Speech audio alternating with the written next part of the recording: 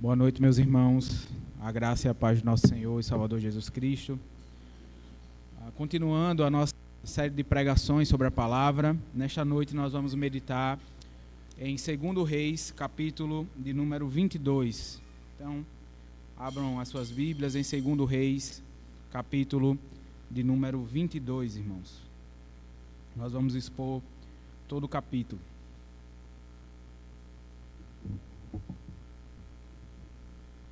Segundo Reis, capítulo de número 22.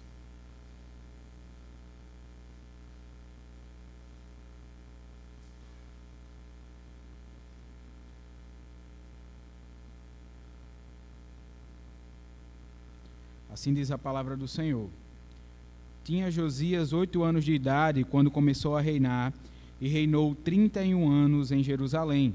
Sua mãe se chamava Jedida e era filha de Adaías de Boscate. Fez ele o que era reto perante o Senhor. Andou em todo o caminho de Davi, seu pai, e não se desviou nem para a direita nem para a esquerda. No 18º ano do seu reinado, o rei Josias mandou o escrivão Safã, filho de Azalias, filho de Mesulão, à casa do Senhor, dizendo: sobe a Ilquias, o sumo sacerdote, para que conte o dinheiro que se trouxe à casa do Senhor, o qual os guardas da porta juntaram do povo, que o deem nas mãos dos que dirigem a obra e têm a seu cargo a casa do Senhor, para que paguem aqueles que fazem a obra que há na casa do Senhor, para repararem os estragos da casa, aos carpinteiros, aos edificadores e aos pedreiros, e comprem madeira e pedras lavradas para repararem os estragos da casa. Porém, não se pediu conta do dinheiro que se lhes entregara nas mãos, porquanto procediam com fidelidade. Então disse o sumo sacerdote Ilquias ao escrivão Safã: achei o livro da lei na casa do Senhor. Ilquias entregou o livro a Safã, e este o leu. Então o escrivão Safã veio ter com o rei e lhe deu relatório, dizendo: teus servos contaram o dinheiro que se achou na casa e o entregaram nas mãos dos que dirigem a obra e têm a seu cargo a casa do Senhor. Relatou mais o escrivão Safã ao rei, dizendo: o sacerdote Ilquias me entregou um livro. E Safã o leu diante do rei. Tendo o rei ouvido as palavras do livro da lei, rasgou as suas vestes, ordenou o rei a Ilquias, o sacerdote, a Aicão, filho de Safã, a Aqubor, filho de Micaías, a Safã, o escrivão, e a Asaías, servo do rei, dizendo: ide consultai o Senhor por mim, pelo povo e por todo o Judá, acerca das palavras deste livro que se achou, porque grande é o furor do Senhor que se acendeu contra nós, porquanto os nossos pais não deram ouvidos às palavras deste livro, para fazerem segundo tudo quanto de nós está escrito. Então o sacerdote Ilquias, Aicão, Aqubor, Safã e Asaías foram ter com a profetisa Uda, mulher de Salum, o guarda-roupa, filho de Tikva, filho de Harás, e lhe falaram. Ela habitava na cidade baixa de Jerusalém. Ela lhes disse: assim diz o Senhor, o Deus de Israel: dizei ao homem que vos enviou a mim. Assim diz o Senhor: eis que trarei males sobre este lugar e sobre os seus moradores, a saber, todas as palavras do livro que leu o rei de Judá, visto que me deixaram e queimaram incenso a outros deuses, para me provocarem a ira com todas as obras das suas mãos. O meu furor se acendeu contra este lugar e não se apagará. Porém, ao rei de Judá, que vos enviou a consultar o Senhor, assim lhe direis: assim diz o Senhor, o Deus de Israel, acerca das palavras que ouviste. Porquanto o teu coração se enterneceu e te humilhaste perante o Senhor, quando ouviste o que falei contra este lugar e contra os seus moradores, que seriam para assolação e para maldição, e rasgaste as tuas vestes e choraste perante mim, também eu te ouvi, diz o Senhor. Pelo que, eis que eu te reunirei a teus pais, e tu serás recolhido em paz à tua sepultura. Os teus olhos não verão todo o mal que hei de trazer sobre este lugar. Então levaram eles o rei essa resposta. Vamos orar ao Senhor nesse momento, irmãos. Senhor, nosso Deus, nosso Pai, muito obrigado por tua palavra, muito obrigado pelo privilégio que temos de estar aqui no santo dia do Senhor, como povo da aliança, reunido, ó Pai, para cultuar a Teu nome, para Te entregar louvores, para sermos edificados, confortados, confrontados por Tua palavra, Senhor. Que eu venha ser o mensageiro a entregar a mensagem do noivo ao coração da noiva, em nome de Jesus. Amém. A minha mente é cativa às Escrituras. Essa frase, meus irmãos, do reformador Lutero, foi dita na Dieta de Worms, uma reunião que foi feita em 1521 e foi dada ali a Lutero a ocasião para que ele se retratasse dos seus escritos que tinham dado início à Reforma Protestante. Essa resposta, irmãos, minha mente está cativa às Escrituras, demonstra de maneira viva o espírito da Reforma, que não era de uma reforma no sentido de uma renovação ou de uma novidade, pura e simplesmente, mas de um retorno às Escrituras, um retorno ao cristianismo bíblico, algo muito semelhante com o que lemos aqui no capítulo 22 de 2 Reis, e que foi promovido pelo rei Josias. Sabemos que o livro dos reis, meus irmãos, é um livro histórico, e devemos nos lembrar aqui rapidamente do seu contexto. Com a morte de Salomão, o reino foi dividido entre reino do norte e reino do sul. O reino do norte tinha 10 tribos e o reino do sul tinha a tribo de Benjamim e a tribo de Judá. O livro dos reis trata dessa divisão, mostrando o que ocorre então em cada reino até os seus fins com os cativeiros. O reino do norte sendo levado pelos assírios e o reino do sul sendo levado pelos babilônios. Aqui, meus irmãos, nós temos em cada capítulo ou em cada sessão que se trata de cada rei, uma introdução na qual se mostra qual o caminho aquele rei seguiu, se ele foi um rei bom ou se ele foi um rei mau. E nós vemos aqui, primeiramente, que Josias ele foi coroado ainda criança, apesar de que certamente seu governo começou muito depois, mas desde o começo é demonstrado que ele era um bom rei, que seguiu os passos de Davi e que não se desviou nem para a esquerda nem para a direita.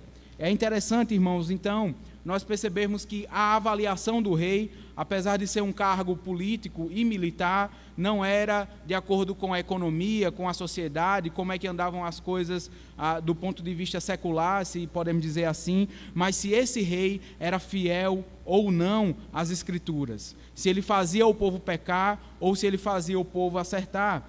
Esse ponto sempre é o principal na avaliação de um rei. E isso, irmãos, está de acordo com algo que é apresentado na própria Escritura, muito antes mesmo de haver a monarquia em Israel. Em Deuteronômio, capítulo 17, eu peço aos irmãos que abram comigo nesse texto, livro de Deuteronômio, capítulo de número 17.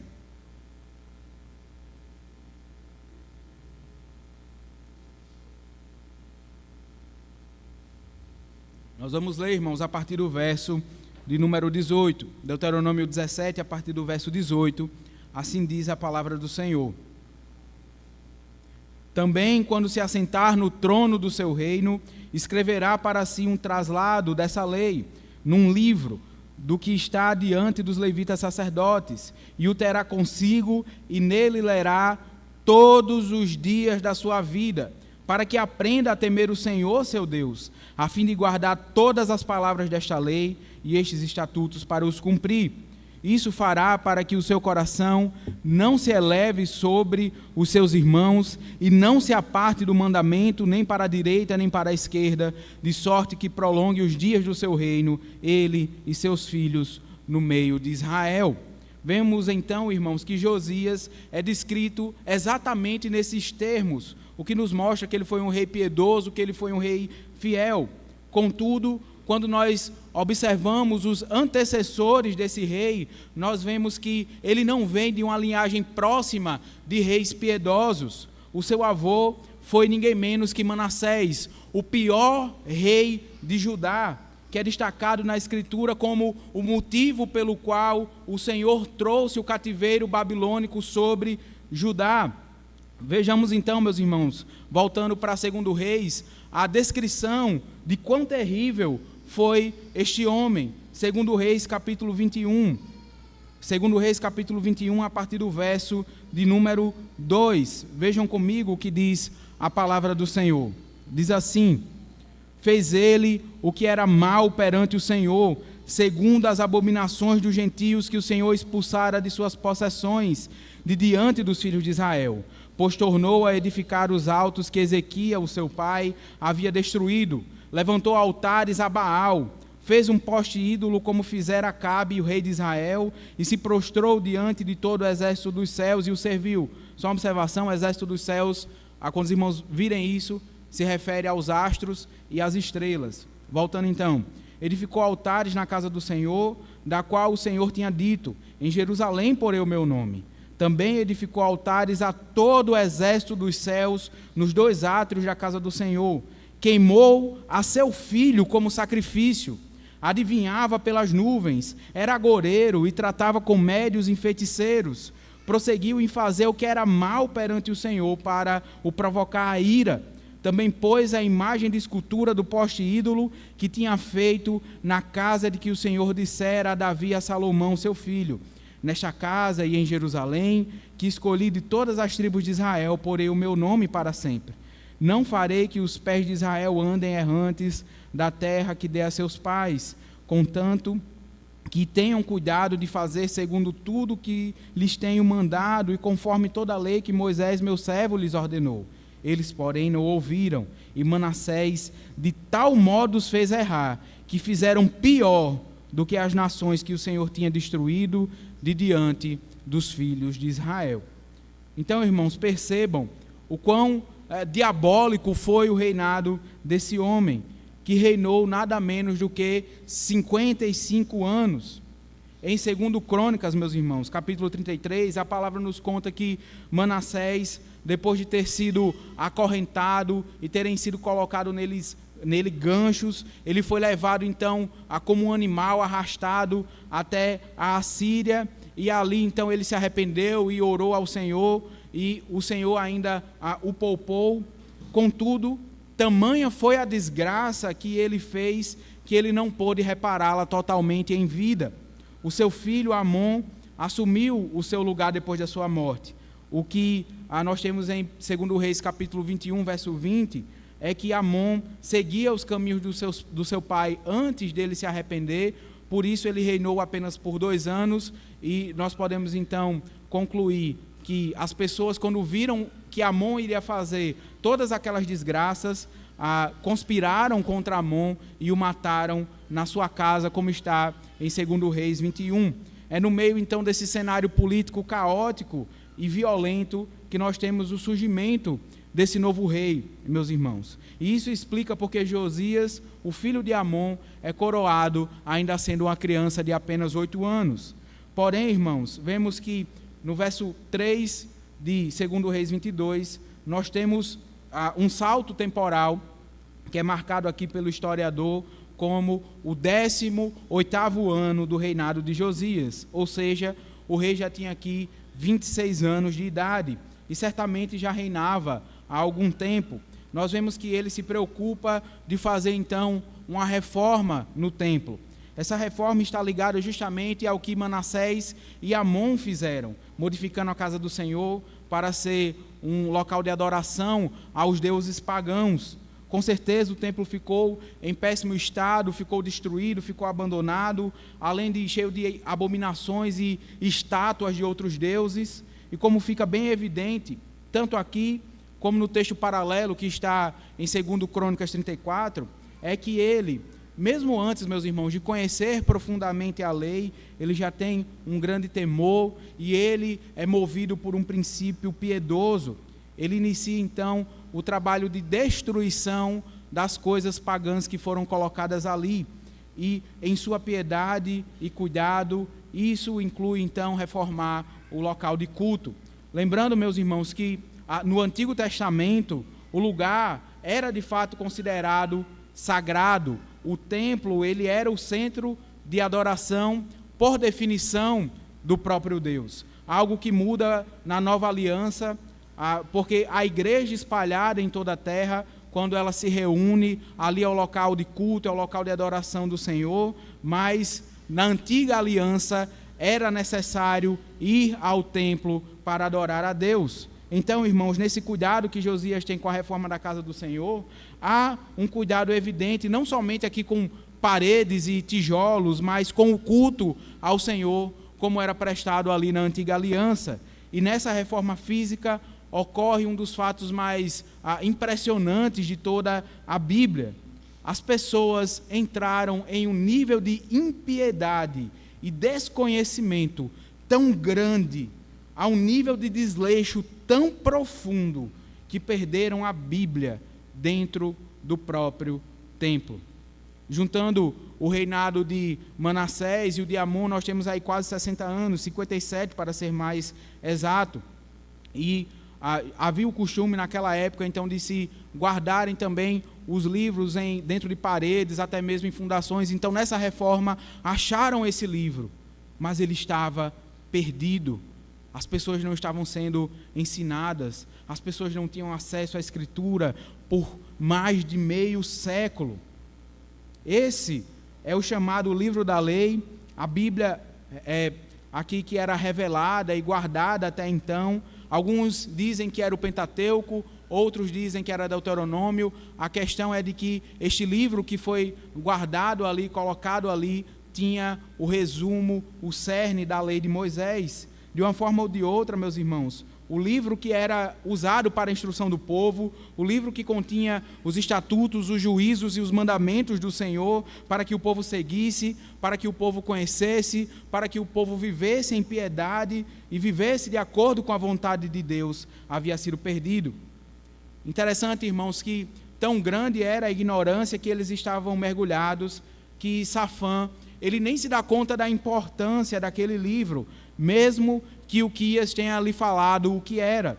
E como está nos versos 9 e 10 de 2 Reis 22, Safã faz o relato em relação ao dinheiro que estava no templo, que foi entregue, sobre as coisas que aconteceram ali na obra, e ele completa, dizendo: o sacerdote Uquias me entregou um livro, como se fosse ali apenas mais alguma coisa que acharam dentro do templo. Então, amados, a partir do verso 11, nós vemos se cumprindo diante dos nossos olhos a promessa do Senhor de que a sua palavra, ela jamais voltará vazia, mas ela sempre cumpre o seu propósito. Eu me lembro, irmãos, do pastor Ailton, que foi pastor da Igreja Presbiteriana de Filipe Camarão, talvez alguns irmãos aqui conheçam, que ele dizia uma frase, e isso sempre ecoa na minha cabeça, desde que eu era, então, adolescente, que ele diz o seguinte: quando nós escutamos a palavra do Senhor, quando nós escutamos a pregação da palavra de Deus, ou nós saímos mais perto do céu, ou nós saímos mais perto do inferno. A pregação, o púlpito, a palavra, nunca são neutros, meus irmãos. A indiferença já é em si uma resposta negativa, assim como a contrição é uma resposta positiva. Vimos que Uquias sabia qual era o livro que estava entregando, vimos que Safã o leu diante do rei, mas somente Josias rasgou as suas vestes. Um ato de humilhação, um ato de contrição. As palavras do Senhor atingiram o seu coração profundamente. E sendo ele o rei de toda aquela nação, certamente ele sentiu o peso do grande erro pelo qual o povo havia caminhado por tantos e tantos anos.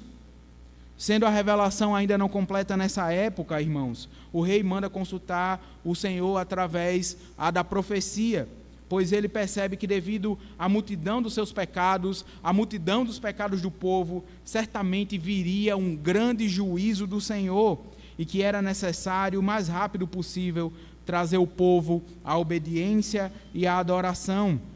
Na época de Josias, meus irmãos, estavam em ofício o profeta Jeremias e o profeta Sofonias, mas, como nós dissemos na semana passada, o ofício do profeta dependia unicamente do Senhor usar a sua soberania sobre alguém que ele escolheu, de forma que a grande variedade de pessoas na antiga aliança servindo para esse propósito, algumas delas fazendo apenas uma vez, outros, mesmo tendo feito outras vezes, são citados poucas vezes, ou como é o caso da profetisa Uda, apenas uma vez. Muitos comentaristas afirmam que, pelo contexto histórico, Jeremias e Sofonias não estavam em Jerusalém, e isso fez com que os homens que foram enviados pelo rei Josias fossem procurar a profetisa Uda, porque ela estava mais perto. Ela era esposa de um funcionário real, chamado aqui de guarda-roupa, alguém que cuidava das vestes reais e provavelmente das vestes sacerdotais. E eles chegam então para falar com essa irmã. O importante então é que aqui ela é de fácil acesso e era uma pessoa fiel para entregar a palavra da maneira como o Senhor lhe deu.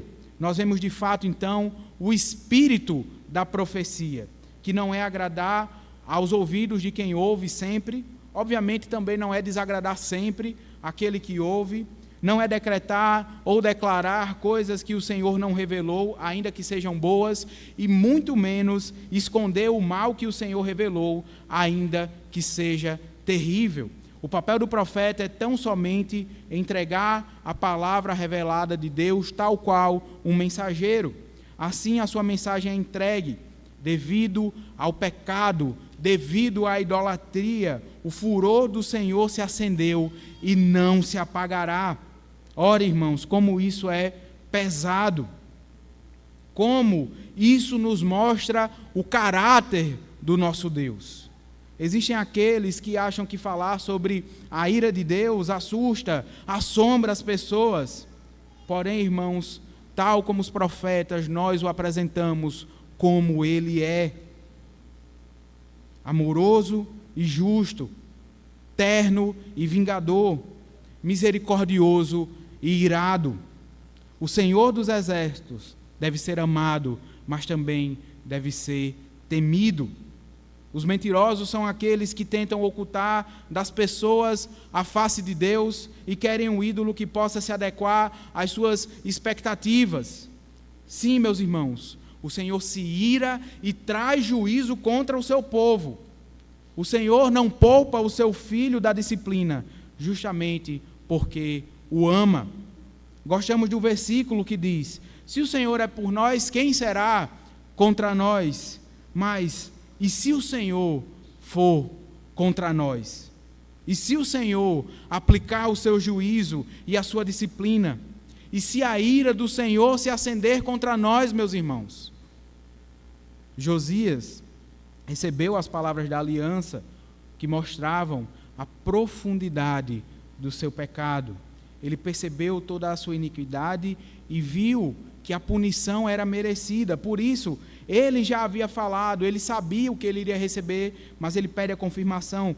Veja novamente o que está no verso 11 de 2 Reis 22, quando ele diz: porque grande é o furor do Senhor que se acendeu contra nós, porquanto nossos pais não deram ouvidos às palavras deste livro, para fazerem segundo tudo quanto de nós está escrito. Ele pediu uma confirmação e ela veio da parte do Senhor. Assim como as boas obras, elas não podem ocultar-se, irmãos, pois trazem boas consequências, o pecado também não pode ocultar-se, pois traz mais consequências. O pecado, ele é terrível, ele se espalha, ele corrói. E o Senhor é santo. A sua santidade está entre os atributos que ele comunica a nós. Por isso ele diz: sede santos como eu sou santo. Por isso, acima da cabeça do sacerdote tinha uma coroa na qual tinha a frase: santidade ao Senhor. Por isso os serafins cantavam: santo, santo, santo é o Senhor dos exércitos. E nós somos pecadores miseráveis. E tão miseráveis que somos, que mesmo conhecendo a palavra, pecamos. E quantas vezes, além de pecarmos, somos duros com os nossos corações, somos duros com a nossa cerviz. E essa imagem, meus irmãos, da dura cerviz, é a imagem de um animal, de um bezerro, que tem o pescoço duro e que não é então guiado nem para um lado, nem para o outro, que a pessoa puxa para um lado e ele resiste, como um animal teimoso, como o bezerro de ouro que não consegue se mexer. Assim é chamado tantas e tantas vezes o povo de Deus, por conta da sua rebeldia e da sua teimosia. Então Deus, por sua santidade, justiça e ira, nos quebra, nos humilha, e benditos somos quando Ele faz isso conosco, irmãos. porque, como já dissemos, isso é um sinal de amor, pois Ele faz isso conosco para a nossa correção.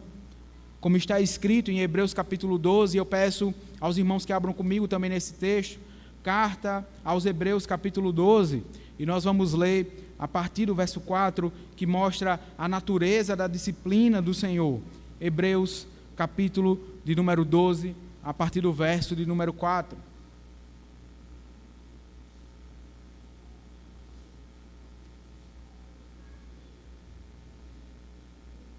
Assim diz a palavra do Senhor: ora, na vossa luta contra o pecado ainda não tendes resistido até o sangue, e estáis esquecidos da exortação que, como a filhos, discorre convosco. Filho meu, não menosprezes a correção que vem do Senhor, nem desmaies quando por ele és reprovado, porque o Senhor corrige a quem ama, açoita todo filho a quem recebe. É para a disciplina que perseverais. Deus vos trata como filhos, pois que filho há que o pai não corrige? Mas se estáis sem correção, de que todos se têm tornado participantes, logo sois bastardos e não filhos. Além disso, tínhamos os nossos pais segundo a carne, que nos corrigiam e os respeitávamos. Não havemos de estar em muito maior submissão ao Pai espiritual, e então viveremos, pois eles nos corrigiam por pouco tempo, segundo melhor lhes parecia. Deus, porém, nos disciplina para aproveitamento, a fim de sermos participantes da sua santidade. Toda disciplina com efeito, no momento, não parece ser motivo de alegria, mas de tristeza. Ao depois, entretanto, produz fruto pacífico aos que têm sido por ela exercitados, fruto de justiça. Então, há uma diferença fundamental aqui, meus irmãos. Para os seus inimigos, o castigo, ele é para destruição. Para os seus filhos, o castigo é para a correção. Manassés havia feito o povo pecar de maneira terrível, por isso haveria dor e sofrimento, mas o Senhor não destruiria o seu povo, e ainda pouparia Josias de ver essa desgraça em seus dias, como nos mostram o verso 19 de 2 Reis 22. O Senhor viu o coração de Josias, o Senhor viu as suas vestes rasgadas, viu as suas lágrimas, o Senhor ouviu o seu servo, o Senhor ouviu aquele rei que se preocupava com o seu povo, o Senhor ouviu o clamor do seu servo fiel. Não traria no tempo dele a espada, mas pouparia a cidade, pouparia ele de ver a cidade ser queimada. Como é importante, irmãos, entendermos isso e ver como isso reflete o caráter de Cristo e o seu ofício como o nosso rei. Pois Jesus foi aquele que foi além de Josias, sendo um rei que teve condições não somente de adiar o juízo eterno que cabia a nós, mas ele sofreu o juízo eterno em nosso lugar. Ele sofreu esse juízo em sua carne e no seu espírito. O Senhor Jesus, Rei dos Reis, também se entristecia pelos nossos pecados, também se entristecia com a nossa incredulidade. Quantas vezes nós vemos no Evangelho o Senhor dizendo: ó homens de pequena fé. Em outro lugar ele diz: ó geração incrédula, até quando estarei convosco e vos sofrerei? E sabendo do grande juízo do Senhor, que é o inferno eterno, meus irmãos, ele rasgou a sua carne, ele derramou o seu sangue, morrendo em nosso lugar. E é justamente por isso que, se podemos olhar para o amor de Josias e ver como o seu temor à palavra o levou a se arrepender e a amar mais a Deus, fazendo então reformar não só fisicamente, mas também teologicamente o reino de Judá, nós vemos como o amor de Cristo nos deve motivar a sempre termos amor e diligência a continuarmos a reformar as nossas vidas e, por consequência óbvia, a nossa adoração a Ele, de acordo com a sua palavra. Pois Cristo é o grande reformador. é aquele que nos chama à correta interpretação e aplicação da lei em nossas vidas, é aquele que nos direciona para o foco correto das nossas vidas como igreja, como indivíduos, como família, que era a glória a Ele e a Ele somente, e nos dá o Espírito Santo para sermos consolados quando passamos por aflições por causa do seu nome, e é Ele que nos corrige com juízo quando nós saímos da sua vontade. Como vimos, Josias não pôde evitar a destruição de Jerusalém. Ele apenas adiou, mas enquanto adiou, ele reformou todas as práticas daquele reino de acordo com a palavra de Deus, porque a palavra do Senhor tem o poder de nos reformar, de nos conformar à imagem de Cristo, à medida que nos adequamos à sua vontade revelada. É fato, então, meus irmãos, que a destruição da cidade de Jerusalém, a derrubada do trono de Davi, a destruição do templo, são descritas de maneira dramática, que corta o nosso coração, e eu quero chamar os irmãos a olharem isso comigo agora em 2 Reis, capítulo 25. 2 Reis, capítulo 25, que mostra como isso aconteceu historicamente. Nós vamos ler a partir do verso de número 1, 2 Reis, capítulo 25. Assim diz a palavra do Senhor. Sucedeu que no 9º ano do reinado de Zedequias, aos 10 dias do 10º mês, Nabucodonosor, rei da Babilônia, veio contra Jerusalém, ele e todo o seu exército. Se acamparam contra ela e levantaram contra ela tranqueiras em redor. A cidade ficou sitiada até ao 10º ano do rei Zedequias. Aos 9 dias do 4º mês, quando a cidade se via apertada da fome e não havia pão para o povo da terra, então a cidade foi arrombada, todos os homens de guerra fugiram de noite pelo caminho da porta, que está entre os muros, perto do jardim do rei, a despeito de os caldeus se acharem contra a cidade em redor. O rei fugiu pelo caminho da campina. Porém, o exército dos caldeus perseguiu o rei Zedequias e o alcançou nas campinas de Jericó. Todo o exército deste se dispersou e o abandonou.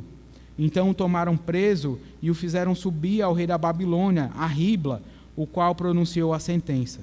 Aos filhos de Zedequias mataram à sua própria vista e a ele vazaram os olhos. Ataram-no com 2 cadeias de bronze e o levaram para a Babilônia.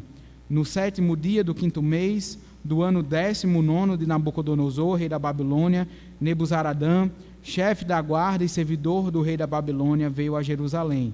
Queimou a casa do Senhor e a casa do rei, como também todas as casas de Jerusalém. Também entregou às chamas todos os edifícios importantes. Todo o exército dos caldeus que estava com o chefe da guarda derribou os muros em redor de Jerusalém. Muitas pessoas, então, meus irmãos, vendo essa desgraça que ocorreu aqui, poderiam pensar: do que adiantou? Do que adiantou a reforma de Josias? Assim como em relação à nossa vida, meus irmãos, quando nós nos dedicamos com fidelidade e zelo à palavra do Senhor, quando nos esmeramos em cumprir os mandamentos do Senhor, e repentinamente então nos vêm angústias, aflições, sejam causados por juízo ou não, nós pensamos: de que adiantou? De que adiantou eu fazer todas aquelas coisas? Pois no fim a destruição, os inimigos, o mal tomaram conta de tudo. Como lidar, meus irmãos, com essa situação? A resposta para isso, meus irmãos, está na gloriosa palavra de Deus. E eu peço aos irmãos que abram comigo agora no livro do profeta Malaquias, capítulo de número 3. E ele nos responde essa pergunta que certamente já surgiu na nossa vida. Malaquias, capítulo 3, e nós vamos ler, irmãos, a partir do verso de número 13. Assim diz a palavra do Senhor. As vossas palavras foram duras para mim, diz o Senhor, mas vós dizeis: que temos falado contra ti? Vós dizeis: inútil é servir a Deus. Que nos aproveitou termos cuidado em guardar os seus preceitos, em andar de luto diante do Senhor dos Exércitos? Ora, pois, nós reputamos por felizes os soberbos, também os que cometem impiedade prosperam. Sim, eles tentam ao Senhor e escapam. Então os que temiam ao Senhor falavam uns aos outros. O Senhor atentava e ouvia. Havia um memorial escrito diante dele para os que temem ao Senhor e para os que lembram do seu nome. Eles serão para mim particular tesouro, naquele dia que prepararei, diz o Senhor dos Exércitos. Poupá-los-ei como o homem poupa seu filho que o serve. Então vereis outra vez a diferença entre o justo e o perverso, entre o que serve a Deus e o que não serve. Sim, irmãos, o nosso Deus não se esquece do seu povo. Há um memorial escrito diante dele, daqueles que o servem. É por isso que, de maneira maravilhosa, irmãos, o livro dos Reis não é o final do Antigo Testamento, não é o final do povo de Deus, mas em 2 Crônicas nós temos a esperança sendo acesa por meio do decreto do imperador Ciro, quando o povo volta para a sua terra. Aquele povo que ficou espalhado por 70 anos, sem templo, sem terra e sem trono, eles seriam reunidos e congregados novamente pelo Senhor. Isso é, irmãos, uma demonstração histórica do cuidado do Senhor em sempre resgatar o seu povo, em sempre trazê-lo de volta à comunhão consigo, tirando-o das trevas.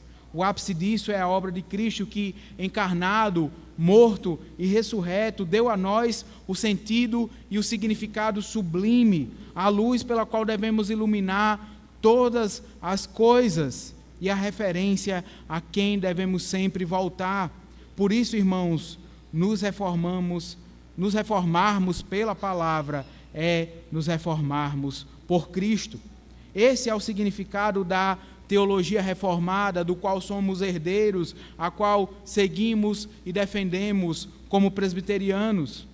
Se você tem vivido então distante da palavra do Senhor, se você tem sido negligente quanto à revelação de Deus, se arrependa desse grande pecado, pois a sua vida e o seu coração certamente estão como o templo de Jerusalém na época de Josias, cheio de ídolos, maltratado e com a necessidade urgente de reforma. Arrependa-se dos seus pecados e corra para Cristo. Que seu coração seja convertido, convencido, quebrantado e reformado. Que, como Josias, você perceba o mal do seu pecado e busque em Cristo a sua restauração. Além disso, irmãos, precisamos destacar alguns usos desse texto para o povo de Deus, pois se queremos ser reformados a partir de Cristo, nós precisamos, em primeiro lugar, termos sempre o princípio correto. Como vimos, Josias ele não tinha, no início do seu reino, o conhecimento profundo acerca da palavra, não tinha o conhecimento profundo acerca da lei, mas tinha os princípios corretos. O princípio de servir ao Senhor com fidelidade e inteireza de coração.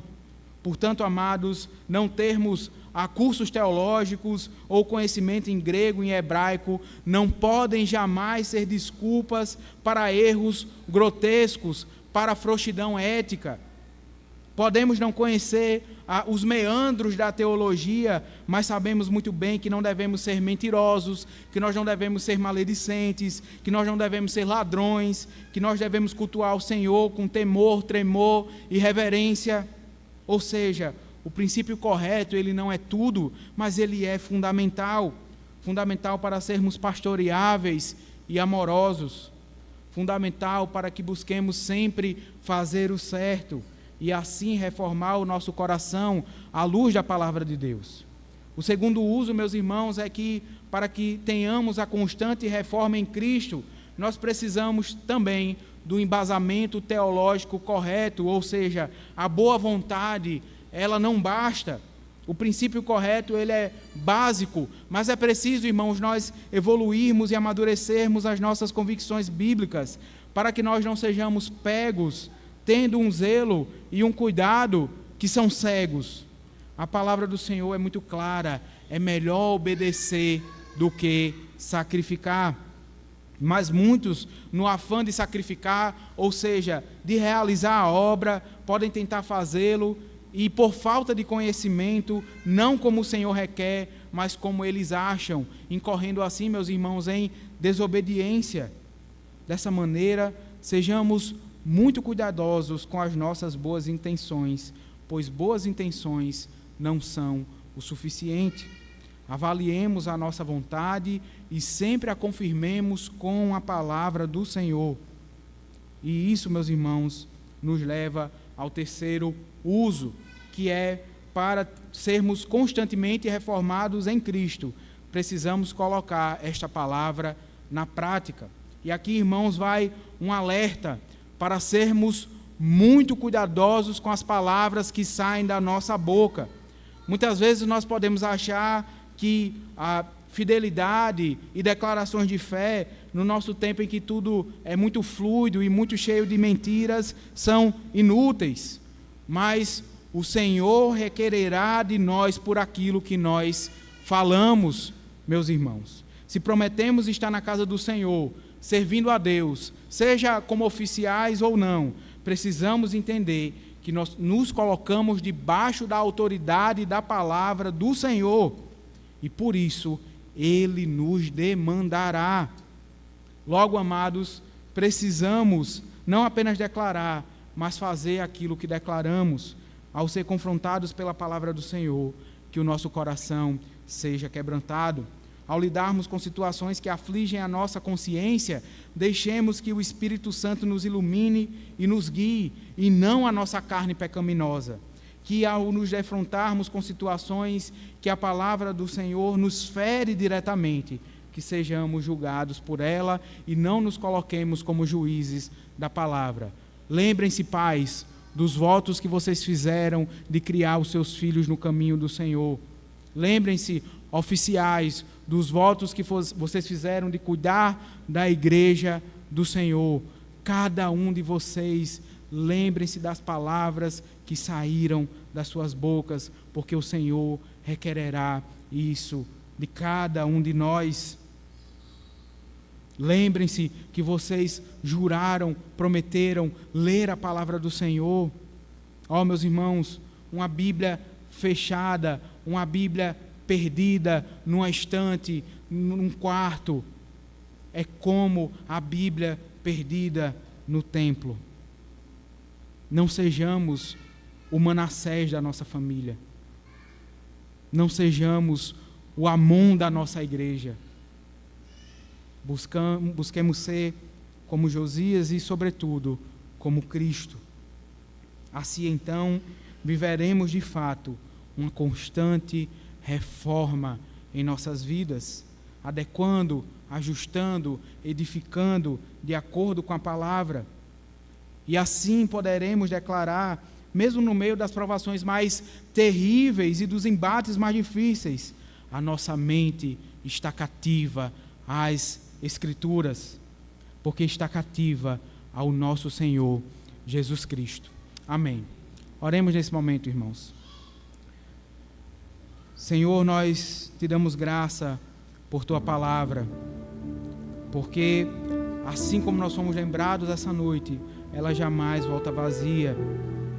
Que ela tenha atingido então, Senhor, os nossos corações e trazido contrição verdadeira, e trazido exortação, ânimo, aquecido o nosso coração, ó Pai. Que, como disse um servo teu certo dia, que ela venha a revolver o nosso coração como o arado revolve a terra, Senhor. E que tenha sido plantado a semente fértil, e que o nosso coração venha a ser terra fértil para a palavra, para frutificar e para multiplicar. Que a tua igreja seja um lugar de constante reforma, de constante retorno à palavra, e que assim glorifiquemos e exaltemos sempre o teu santo nome. Assim nós te oramos, em nome de Jesus. Amém.